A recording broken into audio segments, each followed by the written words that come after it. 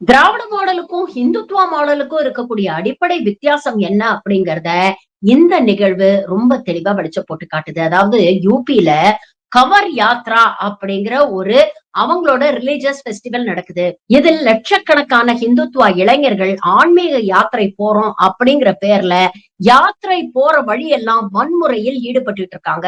தினமும் இது சம்பந்தப்பட்ட செய்திகள் சோசியல் மீடியால வைரல் ஆயிட்டு இருக்கு.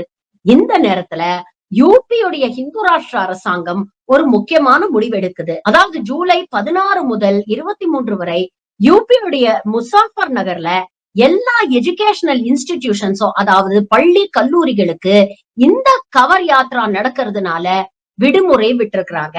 எப்படி இருக்குது பாருங்க ஹிந்து ராஷ்டிர அரசு. ஆன்மீக யாத்திரை போற வழியில எதுக்குடா தேவையில்லாம அடிதடியில இன்வால்வ் ஆறீங்க அப்படின்னு இந்த ஹிந்துத்துவா கும்பல அடக்க துப்பில்ல. ஆனா எங்க இந்த கும்பல் கிட்ட மாட்டிக்கிட்டு பெண்களும் குழந்தைகளும் அவஸ்தைப்படுவாங்களோ அப்படிங்கிற பயத்துல அவங்களுடைய கல்விக்கு தடை போடுது. இதுவல்லவோ ஹிந்துத்துவா மாடல், இதுவல்லவோ ஹிந்து ராஷ்டிரா மாடல், இதுதானே நாட்டை முன்னேற்றம் அப்படின்னு நிறைய மக்கள் சமூக வலைதளங்கள்ல கழுவி கழுவி ஊத்திட்டு இருக்காங்க.